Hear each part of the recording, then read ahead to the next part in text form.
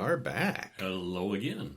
This is Brian. And I'm Kevin. And we are The Horror Guys with episode 105 of our horror movie podcast. And maybe not unsurprisingly, we've got 4 full-length horror movies and a short film for you this week. What do we have? Well, let's see. How about Nightbreed from 1990? I approve of that. Little Clive Barker for you. And some, Phantasm II from 1988. A little more of the shiny silver balls. And another second movie, the second Hellraiser movie, Hellbound. Hellbound, Hellraiser II. A newer movie, It Comes at Night from 2017. Ooh. And we got a short we're going to throw in there too. But what comes at night? It comes at night. It does. Yes, it does. You know, I can't not think of the Monty Python and the Holy Grail with the knights who say "ni," who formerly, it with the. Now I've said it. I said it again. I said it. Where the it is the forbidden word, and I can't stop saying it. I've said it. There it is again. Wow. It comes at night. Alrighty. How about we start with Phantasm II. Phantasm II. We recently saw Phantasm. Now we've seen the sequel. Phantasm's one of your all-time favorite movies, and you just insisted that we see Phantasm II from 1988. I like Phantasm II a lot. Written and directed by Don Coscarelli. Stars James LeGros, Reggie Bannister, and Angus Scrimm. Hour and 37 minutes. Amazon link in the show notes if you haven't seen it and want to pick up a copy. So Reggie is, of course, reprising his role as Reggie, and Angus Scrimm is once again the tall man, and James LeGros is the grown-up Mike. Yeah. Some years have passed. He's been institutionalized, and he's just getting out. And hilarity ensues. Very, very hilarity. Well, it starts out with a girl reading the original Phantasm story, and this was kind of a neat way to recap the first movie, I thought. It recapped it really well. She's got a really well illustrated notebook where she's been seeing visions and dreams of all the events that happened in Phantasm. And she's got some kind of psychic link with Mike. So we see the last couple minutes of the original film, and Reggie and Mike are ready to leave for an extended trip, and the tall man comes for them. Yeah, we saw all that. Yeah. Well, this time they've got a stand-in playing the young Mike. We don't actually see him. We just see him being dragged around, which was a clever transition, I thought, too, because they can continue the first movie. And this time we see Reggie coming to the rescue when they grab Mike. And Reggie gets cornered, so he turns on the gas, which is kind of an extreme way to handle it. But, there's the little dwarf people are after him, too. Angus Scrimm, the tall man, is mainly hauling Mike out, and does haul him out. And he's got a swarm of dwarves to help him, though. Yeah. So anyway, Reggie rigs up the house to blow up. And then we see the girl again, who saw visions of all this. And Mike wakes up in the Morningside Psychiatric Clinic, and he's a completely different actor. Well, he's grown up, years pass, people change. Well, it's only been 7 years since the events of the first film, and he convinces the doctors, I'm all better now, and all that stuff was just in my imagination. I'm feeling much better now. Yes. Yeah, I'd like to go now, please. And so they let him out. Well, Mike starts digging up graves, and they turn out to be empty. So yesterday he's out of the institution, today he's digging up graves. Immediately goes. He's clearly much better. He's clearly over it, yes. Convinced that it was fake, yeah. Well, Reggie tells Mike that it was all in his imagination. So Reggie has been thoroughly brain-altered by the tall man somehow, who, doesn't seem to recollect any of this stuff for real. Denial. Yeah. Well, Mike knows the tall man is coming to him and calling to him to come. And as Mike and Reggie returns home, Reggie's house explodes, killing his entire family. So we got 2 exploding houses in about 15 minutes. Yep, which they actually used the same exploding house from different angles for movie purposes. You can't tell, but it, You can if you're looking. The way they filmed it, it was really well done, but So Reggie, that snaps him out of it, and he wants revenge now as well. So they raid the local hardware and gun shop, all in one. They break in at night, and they basically make their own personal armory of stuff. And they hodgepodge together, make a flamethrower, and Reggie makes a double... Because, breaking into the gun store and stealing guns isn't enough. You got to Yeah. build some weird stuff. He makes a 4-barreled sawed-off shotgun, which is the coolest thing ever. And the two return to the Morningside Cemetery, where all the graves are not only empty, but are nothing but empty holes. Somebody dug them all up. Yeah. And the mortuary itself is all boarded up, but they cut their way inside. Mike finds a corpse on the table, a girl who's all naked and stuff. But when he looks away and looks back, she's gone. Oops. Yeah. They find Liz in the basement, tied up. Except it's not really her. It's the tall man growing out of her back, who said, what's he say? Come west if you dare, boy. Is the direction west? I don't know. Yeah. Gives him a message to, basically, come get me. I'm waiting. Yeah. It was one of the tall man's calling cards, they say, with a message, wasn't the first calling card, but it was the worst, they said. Yeah. Then we cut over to the real Liz, who is going to her grandfather's funeral at the Perigord Cemetery, some other town. And she opens a door that leads to a long mausoleum hallway. Looks mighty familiar. Mausoleum, huh? She hears some strange noises. And she checks to make sure she's not dreaming this time. She's not. Well, at the same time, Mike wakes up. He knows Liz is in danger. So he and Reg have to hurry toward the town where she is. Mm-hmm. Yep. And the priest, Liz's priest, he stays behind at Liz's grandfather's funeral, and he's looking really nervous and taking shots of booze, and, clearly something has him totally freaked out.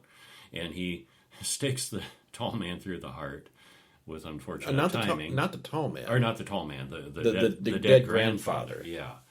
Unfortunately, the grandmother walks in at that moment, and she faints.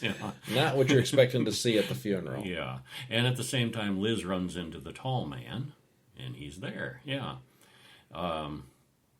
Graveside services are about to begin, he says. And she stabs him and doesn't realize that she stabbed him, and he's got a little drop of yellow blood that he, licks off his finger.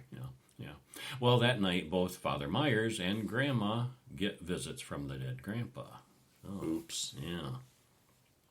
So, meanwhile, Reggie and Mike are on the way. Mike takes a nap in the car, and when he wakes up, Alchemy, the dead girl, the girl who he saw dead in the morgue, is sitting in the back seat. And Mike thinks it's a good idea to leave her behind for her safety, but Reggie's got a little crush on her already, and basically he says, well, if you saw her dead in your vision, well, maybe she's safer with us. See? Can we keep her? I really like her. And it is kind of like that. Can we keep her like a pet? Yeah. Well, the three of them get to Perigord, which is where Alchemy's from. She's going back home after a long time away. And they try to get a room, but the whole town is basically a ghost town. Everybody gone. So they go to her uncle's bed and breakfast? Mm-hmm. Yeah, which is all shut down too, but they chainsaw the door open. And meanwhile, Liz is stalking through looking for Grandma.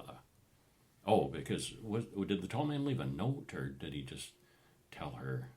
Because she wakes up in the morning and Grandma's missing. Yeah, Grandma's gone. Yeah, and I think somehow she gets the message, come, or if you want her, come for me, from the tall man. Well, Liz watches a mortician embalm a body. There seems to be some normal cemetery business going on, but everything seems a little off. Well, Father Myers opens a tiny coffin, which attracts the attention of the tall man. And guess what's in the little coffin? R2-D2. No. Jawas. Spheres. Oh. 3 spheres come out to play. Well, Myers tells Liz that the tall man is harvesting the entire town. and the ball cuts his ear off. And Just his ear. Yeah, and then comes back to finish the job. Yeah. Well, Liz finds her grandma, who is now an evil dwarf, because that's what the tall man does to the dead. A lot of grandmas start out that way. Oh, well, this one, ends up that way. Liz falls into a grave where Mike is hiding. Happens to be wearing a gas mask. Why? Because, scary.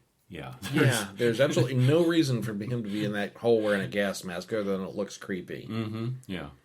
Well, Liz and Mike have a happy evening together, while Reggie and Alchemy have a same. It's not really the same. It's not the same, yeah. It's a lot more energy with Reggie and Alchemy. Reggie and Alchemy go to it. Yeah. Mike and Liz are more chaste. Yeah. Well, they investigate a noise downstairs, while the tall man, that was just a distraction, throws Liz into the back of his hearse. And there's a brief car chase, and their car explodes. Yeah, Reggie and Mike's. Mm-hmm. Yeah. They walk back to the mortuary and once again break in. Meanwhile, the mortician, who's like the tall man, seems to have human sidekicks and assistants. There's a mortician, and there's a couple of human pallbearer type humans, and people in the grave diggers that are digging up the graves, and in addition to the shrunken dwarves. Yeah, he's not in on it alone. Yeah, he's got hench people. Meanwhile, the mortician tries to put Liz in the crematorium, but he's a wimp, and she shoves him in instead. Yeah.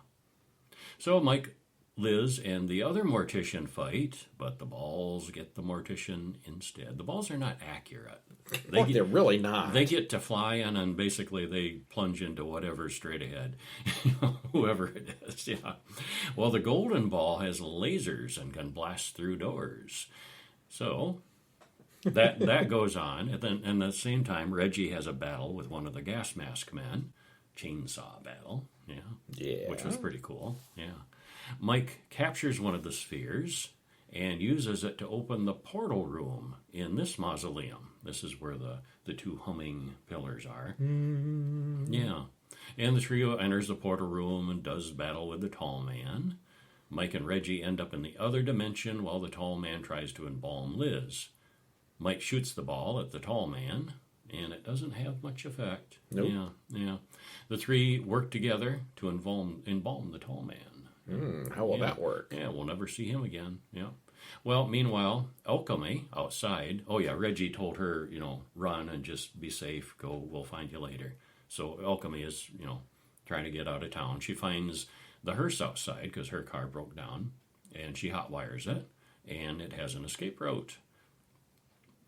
Reggie sets fire to the funeral home, and they all drive away as Alchemy is there with the hearse to drive them all away. Turns out it's not the real Alchemy. Oh, news. It's the tall man after all. Yeah. According to the trivia, Brad Pitt auditioned for the role of Mike, and they wound up giving it to this guy. And you didn't like him in this role. I liked him in this role. He looked nothing like the first guy, and he was not much of an actor. He didn't have to look like him, and I like James LaGrosse. I thought he was just fine in this role. Huh. Yeah. You must like him from something else. Well, I like not him, impressive I like in him this in one. general, yeah. I've seen him in other stuff. Yeah. This was also the lowest budgeted film Universal produced in the entire 1980s. Of the entire decade, this was the lowest budget thing they made. All I can say is it's not the worst sequel I've ever seen.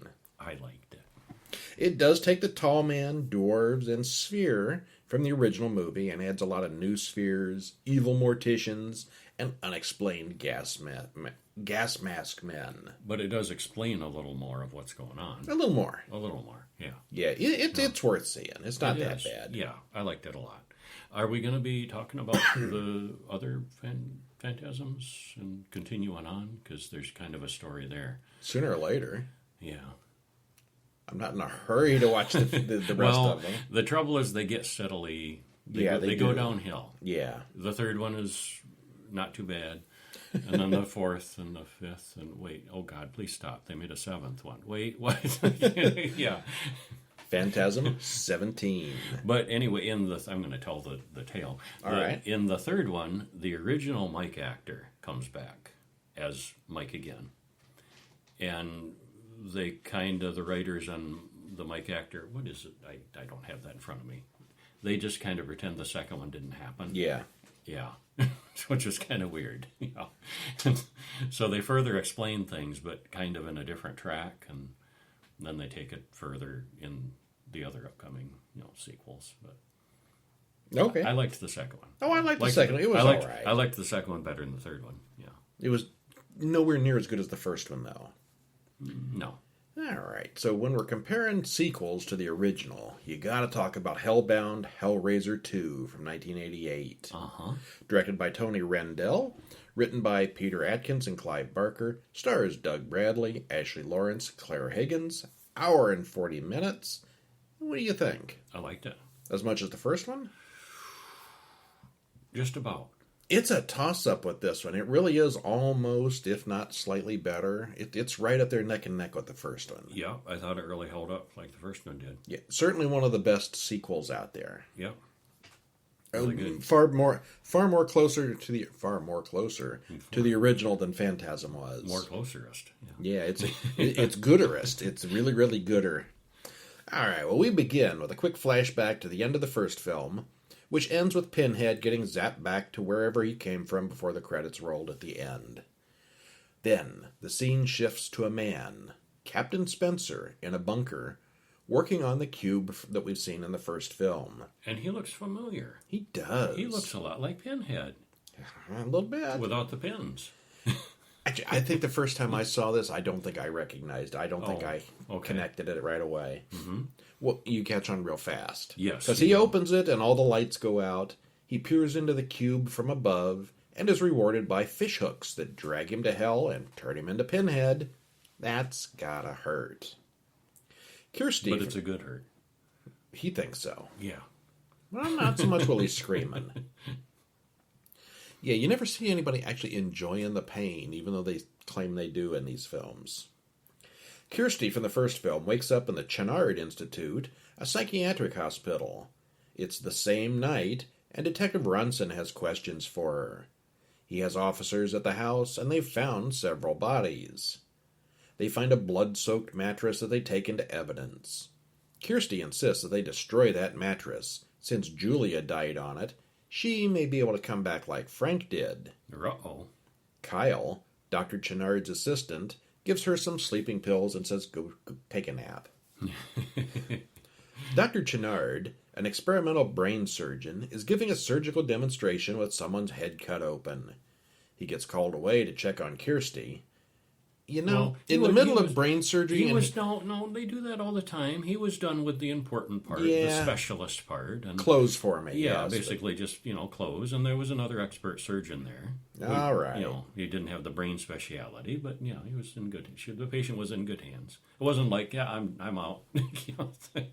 You're cooking dinner, you let the assistant finish it for you. Yeah. Not too many people do that. I didn't fault him for that. No, it was okay. Right. Yeah. Well, that night, once everything calms down, Kirsty meets Tiffany, a girl who is really good at putting puzzles together. Sort of a prodigy kind of kid, I guess. Mm-hmm. Next morning, we follow Chenard into the hospital's basement where the real crazies are kept. His pets. Hobby. Yeah. So to speak. Kyle overhears Chenard talking to... Is it Chenard or Channard? I think it's Chenard. Okay. Talking to Ronson. He wants that mattress delivered to his home, not the hospital. Kirsty tells Chenard everything that happens in excruciatingly detailed flashbacks. Kyle sneaks into Chenard's house and sees the mattress. He finds that Chenard is into the occult and even has pictures of the puzzle box. Yeah, he's got quite a collection. Actually, he has 3 of those puzzle boxes on his desk, as well as photos of Captain Spencer. I think this is the only time that I remember in the series when there were multiple boxes shown. There is more than just one. I know there's one later on where they show the box being made, but I don't know if I don't remember. We're going to have to watch all those. Yeah, we're going to have to see them all anyway. Yeah. So, yeah. He hides as Chenard comes in, leading one of the highly unstable patients onto the mattress. He gives this insane patient a razor, and the lunatic kills himself in the bloodiest way possible, leaking all over the mattress. If you don't want to spill your blood yourself, you get a crazy guy to do it for you. Yep, Eggymon with a knife in his hand. Yeah. The mattress comes alive, and Julia crawls out, skinless and bloody. He covers her with bandages, and she looks a lot better, but still like a bloody burn victim. He starts bringing her bodies to drain, just like she used to do for Frank in the first film. He's a little more efficient than she was, and Julia starts looking completely human very quickly. They cut out some of the middle scenes. Because we'd already seen how that works before. Yeah, they didn't want to drag this out for the whole film. Kyle goes to see Kirsty because now he believes everything. They go back to Chenard's house, and Kyle meets Julia. She sucks all the life out of him. And that's the end of him. Julia knocks out Kirsty just as Chenard comes in with Tiffany. He wants Tiffany to open the puzzle box. It takes her like 5 minutes to open the box because that's what she does. Chenard wants to see. He wants to know what's on the other side. And he soon finds out. The walls open up and the Cenobites appear. They don't want Tiffany, they want Chenard, who Julia has led away through a different portal that the box also opened. Julia and Chenard wander around in the labyrinth. Kirsty grabs the box and goes through the portal to find her father, Larry. Tiffany goes in as well, so soon everyone is on the other side, lost in the labyrinth of hell. There's lots of weird visuals, dreams, and visions. Julia and Chenard encounter Leviathan, the power source for hell. It shines its dark light on him and then changes him into a Cenobite, which looks really uncomfortable. Yeah, basically Julia cut her own deal somehow. Yeah. She's a and I think I might have mentioned in a previous podcast. She's got I love the line that she has because she's alluding to oh, poor Kirsty. She thinks she's in a fairy tale, and she says the rules of the fairy tale have changed. I'm no longer just the wicked stepmother. Now I'm the evil queen. All the fairy tales. Well, Kirsty does run into Frank. He's creepy, but Kirsty sets him on fire, which quickly burns off all his skin. And they reprised the same actor, the skinless Frank. What was his name? Oliver Smith. It was the same actor again. Oh, the skin on Frank. Frank. The real Frank was the same guy too, wasn't it? Yeah, a skin on Frank and the skinless Frank. They were both the same actors from the first movie. Not a lot of films could you have that kind of casting. I want to be skinless Frank. I want to be skin on Frank. Well, anyway, Julia and Tiffany come in, and Julia is not exactly happy to see the man who killed her. She pulls out Frank's heart, and the rest of him burns up. Chenard's conversion is now complete, and he goes on a rampage. He likes what he's become. Julia gets stuck in a wind tunnel and splits open, leaving only her skin behind. That looked uncomfortable. Yeah. Kirsty and Tiffany leave the labyrinth back to the hospital and find things are strange there. All the mental patients have puzzle boxes. Uh-oh. No, they're still inside. We're not out. Yeah. Kirsty meets Pinhead again, and she shows him the photo of his human self. He'd forgotten that he was ever human. She explains that all of the Cenobites were once human. Then Chenard crawls in. Pinhead has a flash of humanity and fights with Chenard. Chenard kills 3 of the other Cenobites and states that he's taking over. And when he kills the individual Cenobites, you can kind of see them revert back to their little human forms that they used to have. Mm-hmm. Pinhead reverts back to the form of Spencer, and Chenard then kills Spencer. Tiffany finds the puzzle box and heads for Leviathan. Chenard intercepts them. He's about to kill Tiffany when Julia shows up to rescue her. No, it's really Kirsty wearing Julia's skin. But she distracts Chenard long enough for Tiffany to finish the puzzle. They then run back to the hospital room just as Leviathan starts to attack. Later, we see the 2 of them on the hospital grounds. Back at Chenard's house, the movers are carrying out all his stuff, and they find the mattress, which is not finished yet. Uh-huh. What? There could be more Hellraisers. No, they'd never make a 3rd one. Well, there's a lot of flashback and scenes for the first film here. It's almost like they didn't think anyone had seen the original film. Yeah, there was a lot of rehash. The film keeps the dirty, grainy look of the original low-budget Hellraiser, but this is clearly a much larger budget film.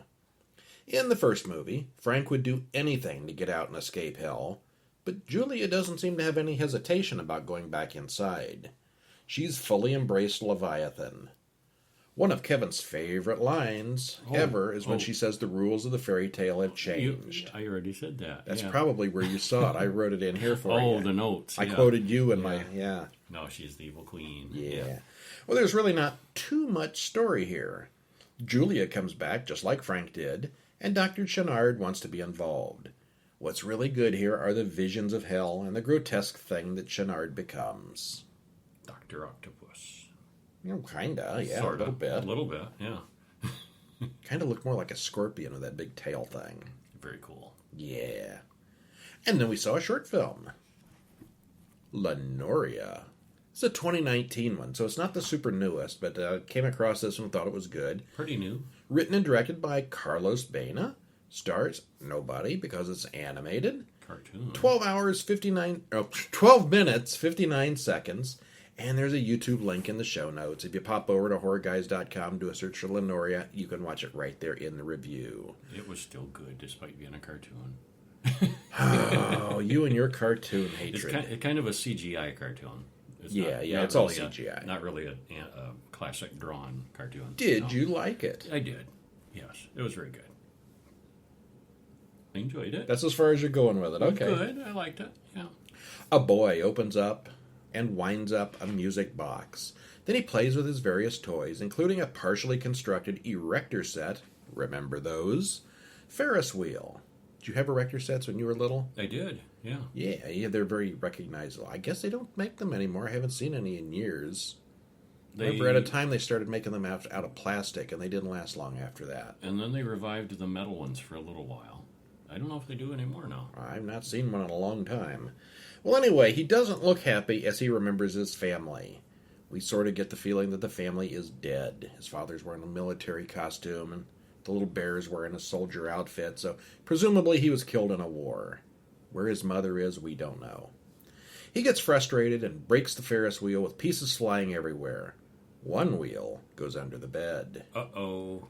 His family photos fall off the wall, and then he notices that they're gone from the frame. Then things start getting creepy in that old house. The monsters arrive to make his evening a little worse. Nothing worse than monsters in your bedroom. Except these monsters might not be what they look like. So, La Noria is Spanish for Ferris wheel, if you were wondering. There's no dialogue at all here. No subtitles either, for that matter. So it doesn't need it. No, it doesn't need it. You had no trouble figuring out what's going on. Maybe not in the greatest of detail, but enough to get the emotional impact. Yeah, there's no, it's Spanish, but there's no Spanish spoken. Yeah, there's no dialogue. The artwork, music, and animation are absolutely outstanding here. The monsters are brilliantly animated, and of course they turn out to be nothing like what we'd expect. Sometimes the monsters are the only friends you have. So anyway, I was curious, and I looked up on erector sets, and they do sell mechano erector motorized movers that are like robot kits. They're plastic pieces, very similar to the original erector set, and they do have a metal one that's a knockoff that is not. It's called Steelworks, mechanical multi-model construction that looks just like erector, but is a new thing, is a knockoff. Yeah, I had the original metal ones. The classic metal company, it's not a thing anymore, apparently. And I know I still had them till I don't know. I guess I got rid of them like in my 30s at some point. But they were metal. They were in perfect shape. Yeah, they last forever. They lasted, yeah. Like Legos. Legos don't really break unless you try to break them. Yeah, same with Tinker Toys. They were very durable. I don't know. I managed to break some Tinker Toys. Those little thin sticks. Huh. You are too rough with them. Yeah. I was a little monster, you might say. Speaking of monsters. Speaking of little monsters. Nightbreed from 1990. Ooh, I liked Nightbreed when it came out. I saw it a bunch of times when it first came out. So did I. Written and directed by Clive Barker. Stars Craig Sheffer, David Cronenberg, and Bobby. Runs exactly 2 hours And if you haven't seen it, we've got a link in the show notes for you. And there's different cuts of Nightbreed, too. Yeah, there is. Yeah. What did we see? We saw one of the director cut. Because the one we saw was 2 hours. IMDb listed as an hour and 42 minutes. Okay. I think is the theatrical release. There was a bunch of stuff in it, in our version. A lot of scenes of the monsters underground. I don't remember anything that really seems dragging it out or slowing it down like some of them did. No, very good. Yeah. Whichever version you get, they're all pretty good. Unlike, what was it we saw just a couple weeks ago where the special edition hurt things? The Life Force. Yeah, we that. didn't think the special edition. Yeah, it was just extra crap to slow it down. This one, whichever version you get, it's all pretty good. And for the longest time, I had the hardest time. I would get Craig Schaefer and David Boreanaz mixed up. There's a resemblance. There is a resemblance. Well, Craig Schaefer's a lot older. Remember, this was 30 years ago. Mm-hmm. Yeah, there is an age difference, but yeah, I don't know. Yeah, I had a hard time keeping them straight.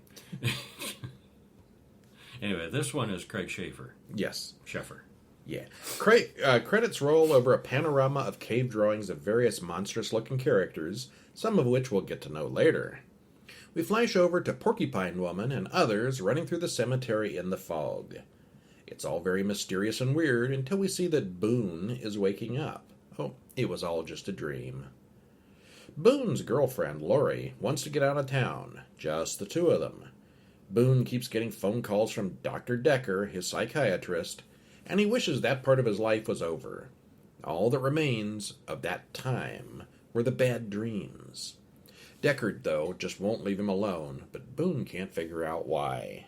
When the psychiatrist won't let you go, you know something's up. Something's wrong there. We flash over to a couple at home with their child, but a strange masked man kills them all. The next day, Boone and Decker talk about the mythical city of Midian, where Boone believes all his sins will be forgiven. Decker thinks that Boone is a serial killer. 6 families were killed in the past 10 months. Decker gives Boone 24 hours to turn himself into the police.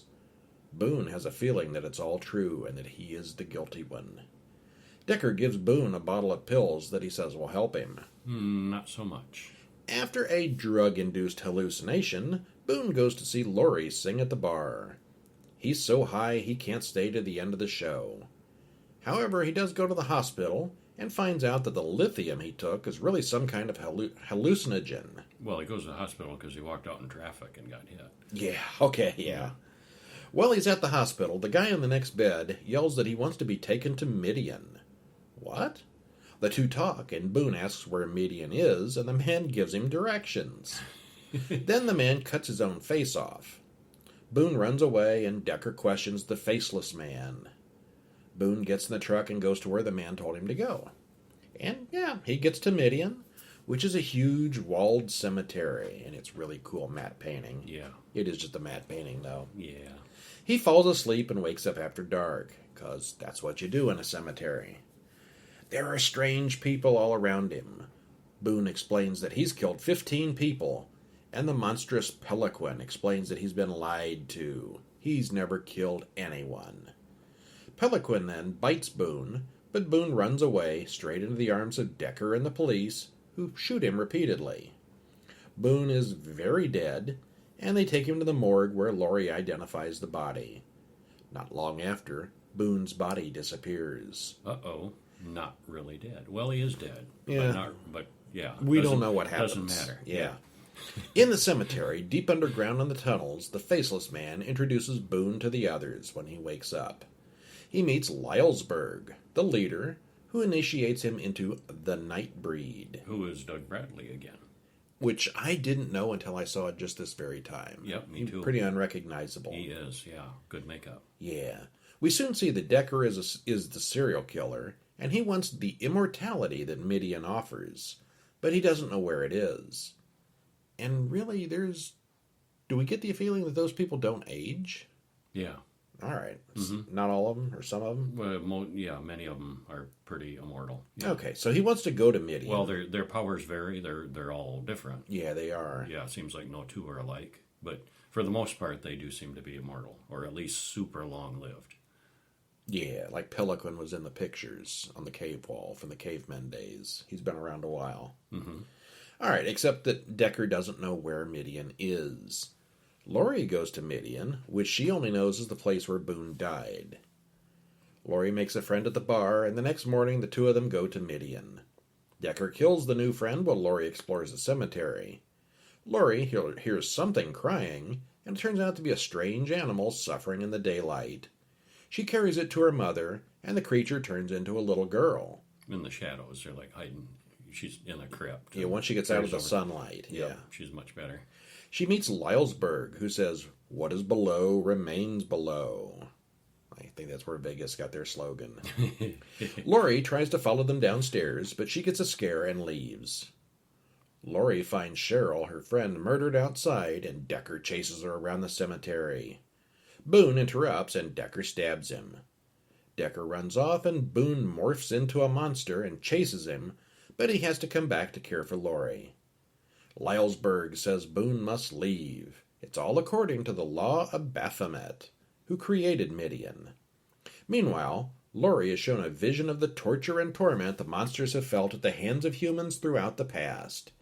Decker wants to kill them all. The monsters aren't really the monsters in this one. No, they're the good guys. The human Deckard is, yeah. It's Baphomet, the god. Oh, yes, their yes. god is Baphomet. Yeah. Laurie goes looking for Boone and sees all the inhabitants of the Midian tunnels. And they are a weird bunch. Mm-hmm. Decker tries to talk the inspector and the police chief into going up to the cemetery heavily armed and ready for battle. He says there's going to be a lot more bloodshed if someone doesn't stop them. Laurie rescues Boone from Baphomet, and they leave the cemetery. Boone is captured by the police, who interrogate and abuse him. Before long, the chief of police believes that he's captured a dead man. He has no pulse, no light signs of life, and yet there he is. He did. He's moving around. Yeah. The police grab one of the Midianites, but he dissolves in the sun. Decker, the chief, and a bunch more cops head up to Midian, and they take a drunken priest and a whole parade of rednecks with them. The priest tells the chief that there's no evil there, which doesn't go over well with a bloodthirsty chief. Yeah, he's kind of whacked. Yeah. I was kind of reminded of the chief of police in Night of the Living Dead and his group. Yeah. All the rednecks up there just hunting for whatever they can find. Yeah, a little bit of that, yeah. Rachel and Narcisse, along with Laurie, break Boone out of jail. The cops booby-trap the cemetery, while Decker kills the inspector. The bombs start going off, and the creatures underground see that the end is near. They start coming up and fighting back. Lylesburg tells them to calm down and stay hidden, but Boone explains that they all need to be evacuated. They need to fight back. Yeah, they either need to fight or leave or both, or, time to bail. And Lylesburg all like, let's wait in our hole. No, we'll be okay. Yeah. During the battle, Decker puts on his zipper face mask and kills as many as he can. The cops have guns and explosives, while the Midianites use the various abilities that they individually have. And some can go out in the day. Yes, some can. Yeah. Lylesburg plans to destroy the entire cemetery, but Boone says no, they should release the berserkers, the inhuman monsters that have no intelligence at all. No, not the berserkers. The cops kill Lylesburg, so Boone ends up releasing the real monsters. Decker is killed, and the priest gets an upgrade, seemingly to be the villain in the Never-to-Be sequel. Kind of looked like that's the way they were going with it. Yeah. They can't really move Baphomet, but he doesn't blame Boone for the problems. He tasks Boone with rebuilding a sanctuary somewhere else and names him Cabal. He is the new leader. Then the tunnels all explode and collapse, scattering and separating the Nightbreed.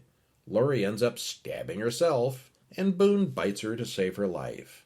A happy undead love story for the two of them. You betcha. The end. Yeah, I think they could have made a sequel. Yes. I never heard any talk about them even talking about it, really. Was this not a big success at the box office? I don't think it was. I don't think so. Yeah. And there's a very interesting audio book version of this. I've read the book of it, Cabal. And the audiobook is closer to the book, but still different than either of them. Okay. And that's a really excellent, if you can find that. Cabal, Nightbreed, the audio. That's worth checking out. Alrighty. Well, a few weeks ago, we talked about our top all-time favorite horror films. This wasn't in the top 2, but it's certainly in my top 6 or 7. I couldn't tell you how many times I've seen this one. The director's cut adds a bunch of scenes, some more necessary than others, but overall I like the new version better than the original. The monster designs are all over the place, from simple face masks to complex inhuman things. Most of the creatures have their own names and personalities, and for the most part, we're supposed to sympathize with the monsters. The humans really are the bad guys here. It never slows down with one action scene after another. There's plenty going on with the secret world of monsters and the gun-happy humans and their inevitable clash. I don't think they completely didn't need the Decker subplot, but it's there anyway, which just puts the whole thing over the top with too much coolness to pass up. Very much so, yeah. Yeah, they got all these monsters, and they're fighting the humans, and there's this serial killer walking around with a mask on who kills a few people, and yeah, okay. He's pretty cool looking, but yeah, totally unnecessary. Anyway, if you haven't seen Nightbreed, you need to.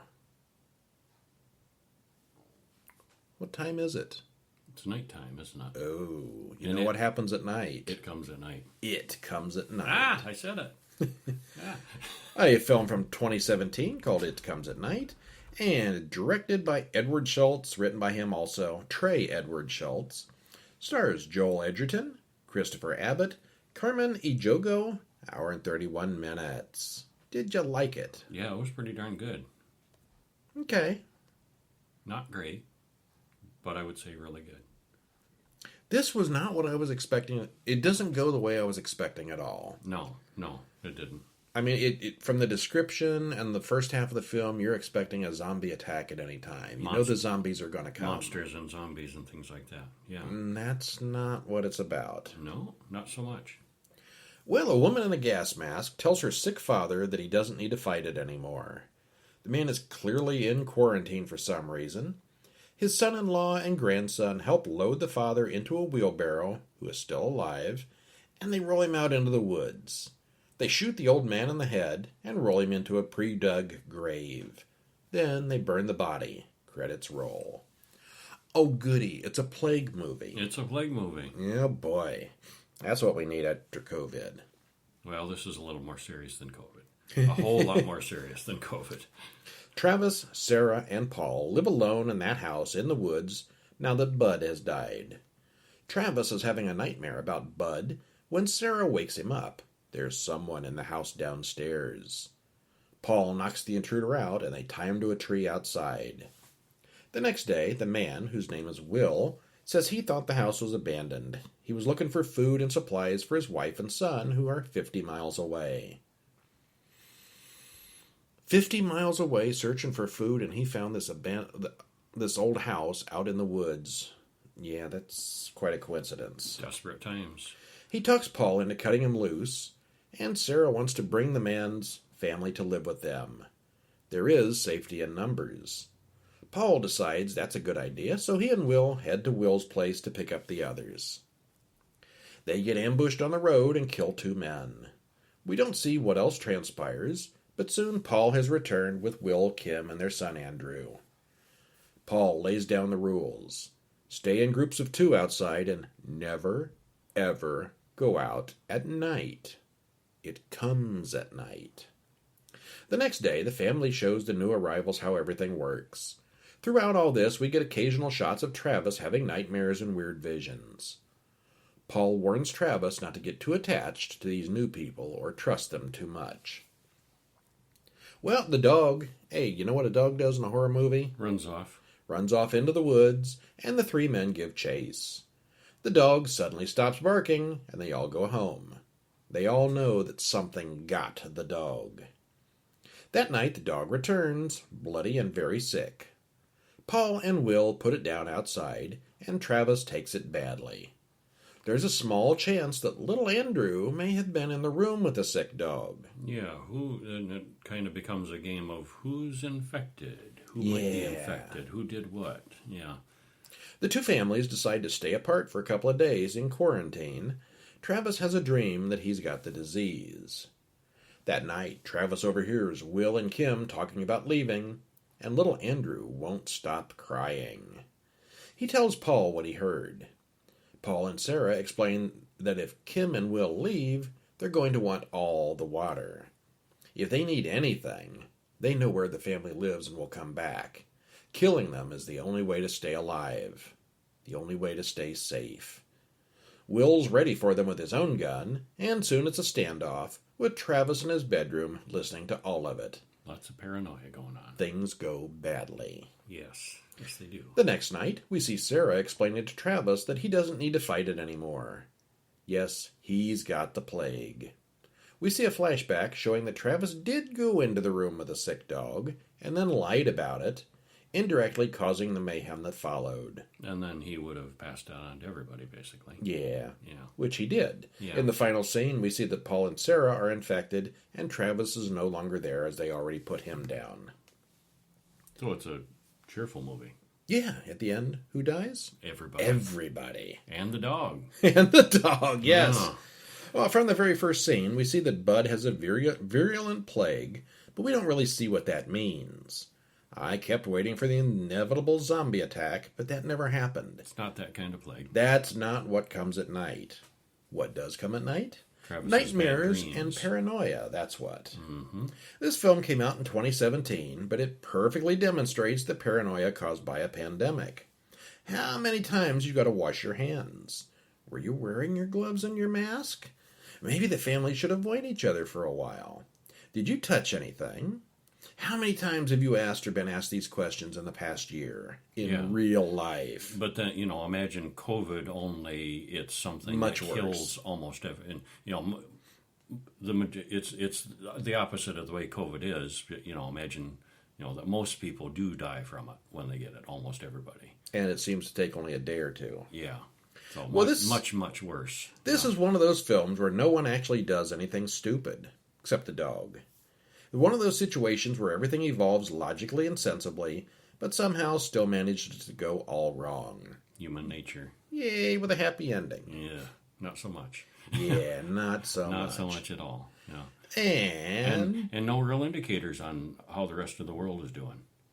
well, if the guy they're traveled cut off 50 miles for food, must be pretty there must not bad. be a whole lot between here and there. But is it nationwide, worldwide? There's no indication of. Yeah, that's always a problem. No history of it or how long it's been going on. Nothing like that. Just this isolated group of people. Yeah, which apparently no one is actually immune. These people aren't. No. Yeah.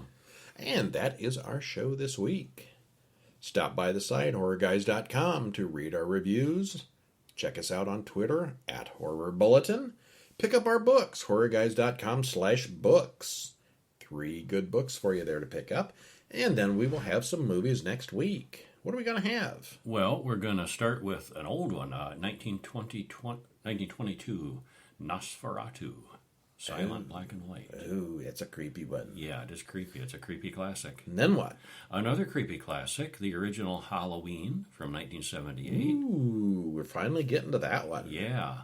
And then a short film, Alice Jacobs is Dead, from 2009. Another good one. And a visit to the Mortuary Collection from 2019. Unlike the Phantasm movies, this one has a fun undertaker.